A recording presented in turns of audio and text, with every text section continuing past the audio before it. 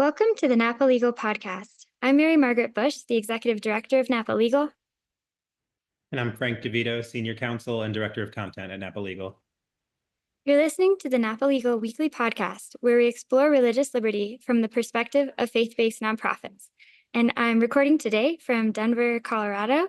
I was out here for a work trip, and I'm very excited to discuss religious liberty from the Rockies. And I'm here in my home office in Pennsylvania, which is different from the last episode where I was in DC, but I will generally be here. Mary Margaret will generally probably be all over the place. So I think with that, we'll maybe introduce the flow going forward. So we released the first episode of the Napa Legal Podcast, where we discussed more high-level, principled basis for our discussion of religious liberty laws and policy and the various topics that we would cover. Now, this is the first episode where we'll get into the week-to-week normal programming. So what we'll be doing is, based on the weekly email that Napa Legal usually puts out, we try to cover about three law policy cases that affect religious liberty in some way that are taking place in the news. Some are more common in the headlines. Obviously, if you see a Supreme Court case, right, like Scrimeti has been big recently. In past years, we've had cases like Bostock, 303 Creative, and so on that are naturally going to get attention in a podcast like this. But what we also try to do is get the cases that we think are really important, but are going to maybe fly a little bit more under the radar in the national headlines, cases that are being decided at the state courts or at the federal district court level that haven't yet risen to the heights of national news, or maybe some that never will, that we just think are important to follow. So before we dive into our topics, Mary Margaret, did you want to add anything? No, I'm glad you set the stage that way. I'm also excited in this episode as our first case and statute-focused episode. I think we have the opportunity to continue laying the foundation in a couple different areas of importance to religious liberty. Like you said, Frank, the importance of state-level conversations, litigation, lawmaking around religious liberty issues. And then we'll also get in for the first time today to some administrative law questions of religious liberty. And I think that's a theme that will come up a lot in the podcast, and that one that's very important to explore. A lot of leaders in this space, I think particularly of Mark Rienzi, have sounded the alarm that the administrative state is one of the primary sources of abrogations of religious freedom. And so I think we'll have some specific instances today, but we'll also have the chance to tease out some themes that will come up repeatedly over the course of the podcast.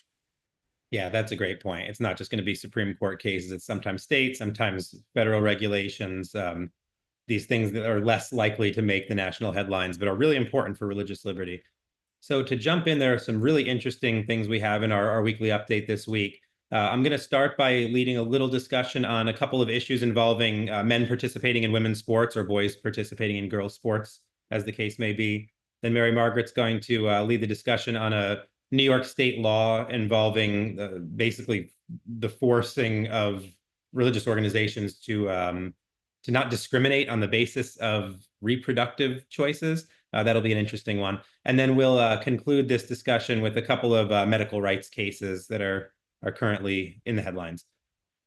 So first topic today, a couple of these men's and women's sports issues. This has gotten a lot of attention. The transgender issue in general has gotten a lot of attention, with the Scrimeti case being in the Supreme Court. But there are two big headlines recently on this issue, particularly in the field of student athletics. So the first one, last week, the U.S. House passed the Protection of Women and Girls in Sports Act of 2025. Now, this is interesting because it's tied to a court case that we'll get to in a minute. But what it will basically do is require anyone who receives, any school district that receives federal funding, to not permit biological males, as defined in the statute, to participate in athletic programs designed for women or for girls. So this is a game changer and a really interesting question, right? Of should federal money flowing to state and local school districts have strings attached in order to enact federal policy initiatives? That's an open question on all sides of the political aisle, I think, but that's what this bill is doing. Now, again, it passed the House by 218 to 206, I believe. It's going to go to the Senate. Obviously, by the time you're listening to this, there will be a new president inaugurated. So it's going to be interesting to see how this will be debated in the Senate, and then what will happen. whether this will pass, how it'll be reacted to. Before we move on, Mary Margaret, do you have thoughts on this one? Yeah, I wanted to mention, Frank, you alluded to the policy implications of this law, and I think this law, hopefully it will pass. But even if it doesn't, I think it's a really important statement from the House. First of all, that this is an important and unsettled issue. I think we've seen over the last few years how important law is in kind of informing the public moral conscience, and this law reminds people that people of goodwill have different perspectives on these issues. This is not just a kind of niche faith issue. This is not just an issue specific to X denomination, or even I think sometimes in the mainstream media, there's been this perception that those who want to preserve women's sports for women are coming from a place of mean-spiritedness. And I think it's when you have an institution like the House coming forward and saying, no, actually, people of goodwill who are trying to govern the country in a way that's best for everyone, they take this position. I think that's a really important statement from a policy standpoint, regardless of whether the law passes, just to make sure that there continues to be a space for dialogue on these issues, and to combat that kind of prejudice that's developed, that anyone who disagrees with this transgender agenda must be coming from a place of mean-spiritedness, because we know that's not the case. Yeah, that's a great point. I will say that this one is a little bit different than a lot of the cases that we cover. And we talked about this in the first episode, that generally these kind of what the movements in favor of religious liberty are often trying to create diversity and pluralism, right? And not let the secular agenda coerce religious believers into doing a certain thing. This one, I will say, is not that. This is actually putting a stake in the ground and saying, no, education dollars are not going to fund programs where biological males are allowed to compete against girls in sports programs designed for girls. So I think it's interesting, and that it's not saying that school districts are free to, exclude biological males from women's sports. This is actually saying, no, this is what's going to happen. So it is a little bit of a more muscular policy move than we are generally talking about on religious liberty topics. Now, I think it's important that it's easy to talk about these things in the abstract. It's really important to talk about like the on-the-ground consequences of what happens when these policies are put into action, right? So on a related topic, there was a district court ruling out of the Eastern District of Kentucky, I believe. Recently, it was a female athlete. She was represented by lawyers at the Alliance Defending Freedom, and they filed suit in a really interesting case over kind of the flip side under the current administration on this Title IX issue. So there was a Department of Education rule recently that a lot of you are probably familiar with that impacted Title IX. And what that rule did was include gender identity in the definition of sex for purposes of Title IX, and would consequently make it impossible to prevent a biological male identifying as female from participating in women's sports. So this did the opposite. It prevented school districts from being able to do this.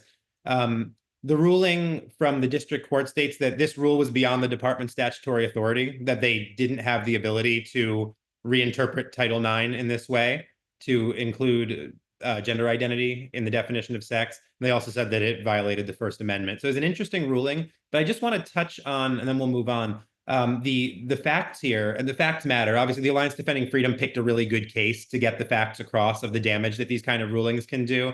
So ADF represented in this case a 15-year-old girl who was forced to compete against a biologically male athlete who was on her middle school girls track and field team. The student who filed the suit with ADF, she was displaced by this biological male athlete several times. His placement on the team even took away this student's spot to compete in a conference championship. The biological male athlete was given access to the girls' locker room. And there are some allegations by some of the ADF pleadings in this case that their client had to endure like vulgar, even sexual content, comments directed by this biological male athlete toward her. And this athlete was really like decimating the competition. He had finished ahead of hundreds of female competitors during his time on this girls' team. And so again, it's easy to talk about this in the abstract, who should be able to participate in what sports. But the reality is when these decisions are made, it actually affects real girls playing real sports, and it affects their athletic career. It affects sometimes their well-being and their safety in places like locker rooms. It has real consequences. This isn't just kind of an ideological debate. Yes, I was really interested to read the district court's decision and to see the back and forth that took place here. And I think there were four main points that I found troubling about the Biden administration's regulation, and then encouraging from the district court opinion. And I think you and I were talking about this, Frank, earlier. There's first of all the religious freedom issue, that these are questions about truth, and there's that coercive aspect of saying you may be a Christian or a Muslim or a Jewish teacher whose faith tradition does hold a biblical kind of view of biological sex, and where this coercive power of not just the state but the federal government coming into your local school and challenging your ability to hold a job there is problematic, to say the least, from a religious liberty standpoint. I also think it's bad policy. This is a bad idea. And it's being put forth as a good idea, and it's not a good idea.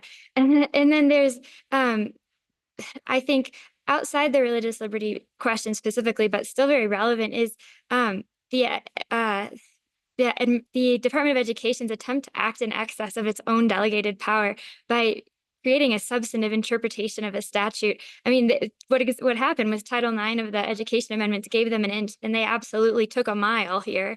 And then, last but not least, just the federalism question. I think you and I were talking about, Frank, how when I first saw this case, I was like, why are the states even parties to this case? And I realized, well, it's because the way these funding things are structured, the federal government, granted it's through a legitimate funding channel, but still, just the power dynamic of the federal government telling states how to do their job of educating their own citizens is troubling. So there's a lot to unpack here, and we can only scratch the surface, but I think it's a really important theme that we'll probably have the opportunity to continue discussing in the future.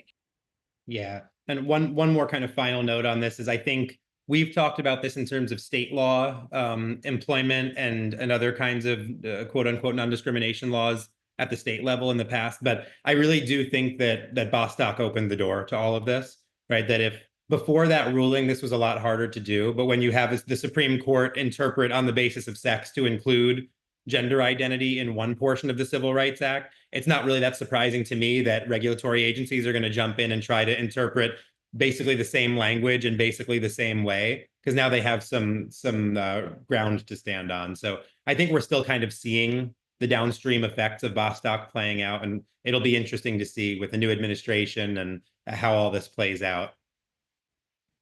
So let's if we'll maybe move on to the New York cases. Mary Margaret, I know you have some things to say on this one. This is a fascinating case. Yes, this is a great case, a really important one, and it reminds me of the conversation we had in our inaugural recording about these situations where what appears to be kind of like a secular or non-expressly religious issue that very much becomes a religious liberty question. So, just to tell this story here, we'll start by looking at who are the players. So, the plaintiffs here are three. Organizations involved in reproductive care for women. So we have a First Baptist Church. It is a church who obviously has a pastoral concern for the people in their community. And then there's Compass Care, which is a pregnancy center in New York, a New York nonprofit corporation. And then there's the National Institute of Family and Life Advocates, which is a Virginia corporation, and it's a network of pregnancy resource centers. So these three organizations are coming together to challenge a New York law.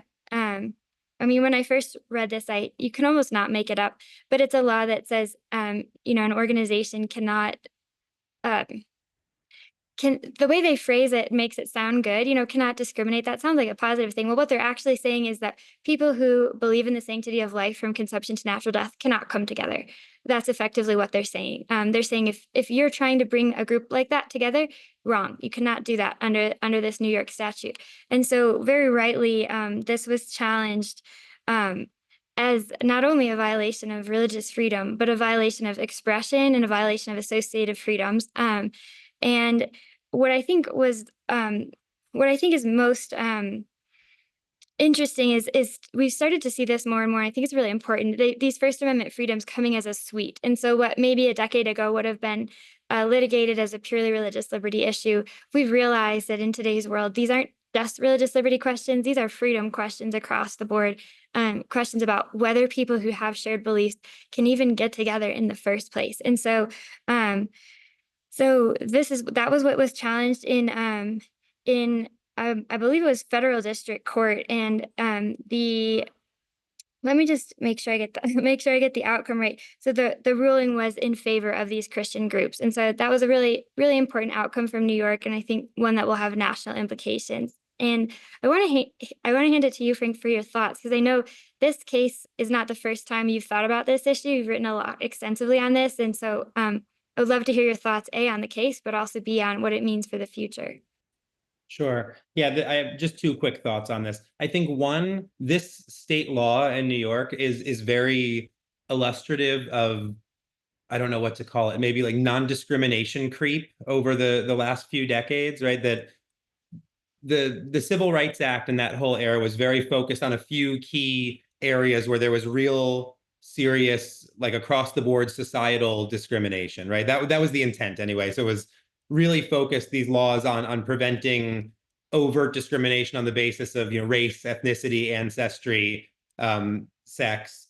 And that was about it. And then if you watch how these state laws have developed, especially in recent decades, with the LGBT movement, and so they'll expand into protecting sexual orientation and gender identity and things like that as protected classes, but also the categories of disability that include like mental disability. It's just not that any of these groups should be discriminated against as persons, but we've crept from a very contained, this is what non-discrimination laws are for, into this ever expanding group of classes. So we get to this point that almost seems satirical, that it's a protected class if you're a user of abortifacients, abortion, or other related drugs, that you're a protected class that's being subject to like employment discrimination on a regular basis. To me, I would love to see how widely this is happening. To me, this looks like a clear targeting of religious organizations, because I can't imagine that any secular employer, or really many organizations at all, are asking their employees whether they've had an abortion and then are firing them because of it.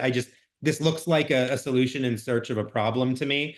And the other thing I'll say is, while it was a victory in the Second Circuit, it's very much a partial victory, and we'll have to see how this one ping pongs back down, because I'm not too confident given the state of especially the New York district courts. So I believe the federal district court ruled against all of the claims, right? Expressive association, speech, and free exercise of religion. And I think the U.S. Court of Appeals for the Second Circuit reversed on expressive association and said that needs to go back down. So it was remanded to the district court for rehearing. I don't want to be cynical, but given the state of like those New York federal courts who make these decisions, my guess is that they'll probably still rule against the expressive association claim. This will bounce back up to the appellate court. So it keeps the case alive. I'll be interested to see where it goes. Yes, that's right. Thank you, for those of you who are practitioners. Thanks, Frank, for closing with the procedural posture here. And in conclusion, we have not heard the last of this case one way or the other, and we're grateful for our friends at ADF who are continuing to litigate this case. And just for those of you who are practitioners and might be interested in learning more, this case is Compass Care versus Hoschel. Great. And with that, I think we'll move on to our last category of issues for the day. So there are a couple of medical rights related issues that we think are relevant to our listeners here. The first one is an interesting case. This is based on a 2022 federal agency memo. This one's interesting. So let me make sure I get the posture right. So there's a 1986 law called the Emergency Medical Treatment and Labor Act, EMTALA. And this memorandum from HHS and I think some other federal agencies took a kind of novel interpretation of it. And there's a lawsuit now from the Catholic Medical Association on behalf of its members. So just to briefly summarize, I don't want to dive into the weeds of this case, but I think it does elicit some important questions for religious liberty and liberty writ large. So the case makes, to me, a really compelling point. I'm not an expert in this field of medical rights at all, but it seems that basically this statute EMTALA is basically, as the complaint says, meant to stop patient dumping which is the habit apparently of like emergency rooms or hospitals to refuse to treat patients who are unable to pay in emergency situations, which, right, for public health and crisis management situations, that makes sense. So what EMTALA does is require that any hospital that participates in Medicare has to provide certain screening and stabilizing treatment if an emergency situation shows up at their hospital, regardless of the ability of the patient to pay. And what happened is this HHS memo steps in and requires hospitals to perform abortions supposedly under this EMTALA requirement of not refusing patients. And so the complaint does a lot of things, and it brings up some really interesting issues. I think one, the complaint argues pretty convincingly that this just far exceeds the statute. There's not really a case where the emergency medical condition requiring immediate stabilizing is going to include an abortion. That's just not really what we're talking about. We're talking about life-saving care for people who come into an emergency room with an emergency. And it seems like forcing abortion into this statute that's not what the statute is for or what it ever did. And then the other interesting thing I'll just highlight, and again, for people interested in this, I would encourage you to read the complaint. It's really interesting. But the other issue is a matter of the abilities of states to set the medical standards in their communities. So what the complaint here says is that the EMTALA statute doesn't operate as a federal oversight on the practice of medicine. What it does is say if there are emergency standards, right, that there are certain things to save life in an emergency that hospitals have to do. But what those standards of medical care are, those are determined by states, right? States have their own regulatory regimes for medicine and for hospitals.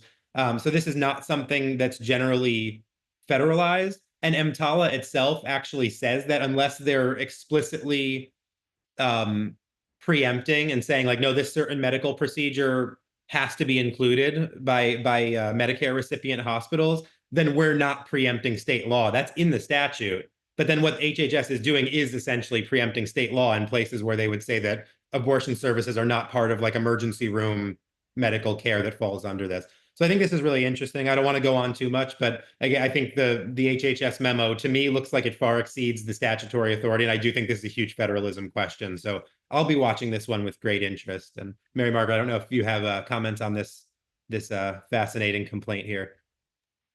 Yeah, I agree with you, Frank. I think it's interesting from a policy standpoint, and like on the issue of pro-life policy, but it's also interesting just from a federal standpoint. Getting back to the problem of the Beltway, the DC kind of powers determining what should really be issues issues for the states to determine. So it's again one of these situations where it's problematic on so many levels.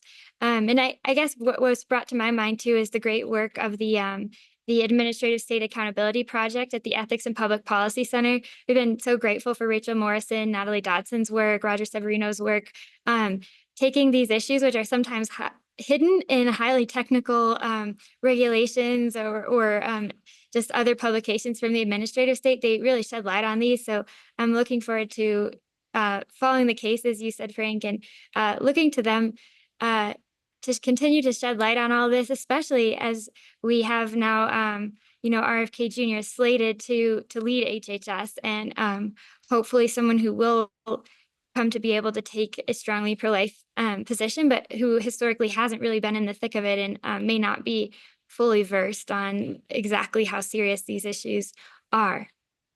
Yeah, those are great points. I agree 100%. I will say it's always good to shout out our friends who are doing good work. So yes, echoing the shout out to Rachel Morrison in particular. If I didn't follow her online, I would know almost nothing about what's going on with notice and comments and rulemaking on these HHS issues. So thank you, Rachel.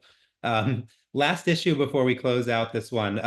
This is also falls under the umbrella of medical rights, different case. So there's a recent development in a Montana case that I think a lot of people listening to this are probably have been following. So the Montana Attorney General just filed a writ of certiorari asking the U.S. Supreme Court to intervene and review a recent Montana Supreme Court decision. Now, as we know, unless you're talking about a federal question, generally state high courts are the last word on state law. But this is a constitutional question and a very contentious one, especially in Montana. So what happened here is there's a 2013 statute in Montana, their Parental Consent for Abortion Act of 2013, which understandably requires parental consent in almost all situations before a minor can procure an abortion. And there is a judicial carve out where if there's a case of like family instability or domestic violence or whatever in the household, then a minor can actually petition a court without parental involvement to get permission for an abortion. So the statute is fairly moderate from this perspective of pro-lifers. So this has been on the books for over a decade. There was a case that went up and challenged it, and the Montana Supreme Court struck the statute down, stating that basically that minors have a right to privacy that is fundamental in terms of procuring abortions, I guess, without their parents' consent, and that's somehow a constitutional fundamental right. They decide this on several grounds, and then they basically hold the state to a strict scrutiny analysis of whether there's a compelling reason and it's narrowly tailored why they would have to have this consent law. And the Montana Supreme Court strikes it down. Now, I don't want to go into too much detail here either for purposes of time, but for people who are watching these kind of, again, federalism issues, balance of power, especially at the state level, I think this is a fascinating case because I'm not the first one to comment on the fact that just on a political level, the Montana state court system is very much out of step with the rest of the state and the other branches of government. Deeply conservative state, deeply conservative voting bloc. Both the Montana governor and the attorney general are loudly opposed to this Supreme Court decision. It was the Montana attorney general who filed to the Supreme Court asking them to reverse this decision. So I think the reasoning of the Montana officials who are opposed are right. There's a quote, I believe this is from the governor, that quite simply says, a right to privacy for minors does not supersede parents' fundamental right to direct the care and upbringing of their child, right? That's like a nice one sentence nutshell about what's wrong here. Is the Supreme Court or the Montana Supreme Court seem to only consider the fundamental right of privacy of a minor, which I think that's suspicious. Fundamental rights language like this with rights to privacy when you're talking about minor children related to their parents, this is a little bit novel. But also, there's been a lot of talk for decades about constitutional rights and especially unenumerated rights to parental control over decisions regarding their children. I don't know if this is the case that the U.S. Supreme Court would maybe weigh in on. I know there's been chatter among legal scholars about if and when the right case would come up to actually flesh out this fundamental right of parents over their children. I don't know if this is that case, but it's a really interesting one. And again, there's another one we'll be watching closely to see whether the U.S. Supreme Court weighs in, or if not, what maybe fallout there will be in the state of Montana politically.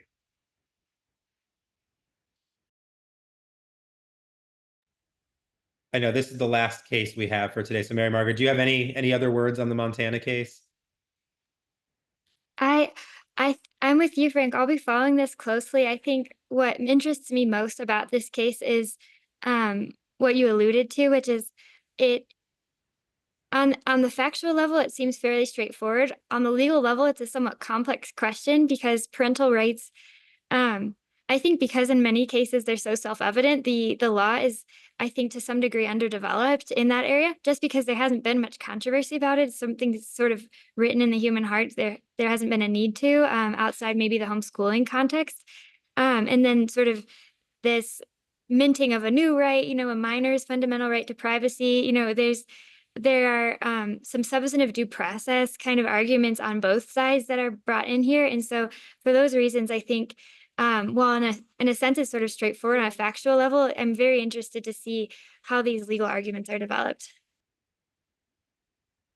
Yeah, I'm also, like I said, obviously we want to focus on the legal issues, but I think there's a really interesting political issue brewing here when one branch of a state government is so out of step with the people of that state, which I think is the case in Montana. Will there be a political movement? We've seen these kind of things before when a court or when one politician from the party that's no longer the ruling party of a state steps too far into territory that is just out of step with the people of that state. Will there be a major political campaign? I'm curious to see if there are ramifications from this case with the Montana court system. I think there may be. You just triggered one more thing that I think has been on both of our minds lately, Frank, which is sort of a new phenomena. It seems specific to something in the water in the Pacific Northwest, where the state Supreme Courts are striking down their own state laws. I think what's coming to my mind is another case that there was, first of all, the Seattle's Union Gospel Mission case where the state's own religious exemption was challenged as somehow contradictory to the state's constitution. And then I just recently learned of another case somewhat along the same lines where religious freedom is being kind of at the statutory level is being, I believe under the charitable trust context, is being challenged as somehow inconsistent with the state's own constitution. And we're seeing this again. So um, there's a lot there. And this is probably something that's going to just, as you said, Frank, amplify in importance as time goes by. Which will give us no shortage of topics in future weeks. So with that, thank you for joining us for this episode of the Napa Legal Podcast. We hope you'll join us next week as we continue to highlight and discuss some of the most important ongoing legal issues that affect religious liberty and the work of faith-based nonprofit organizations. We will talk to you next week. Thank you again for joining us, and God bless you all.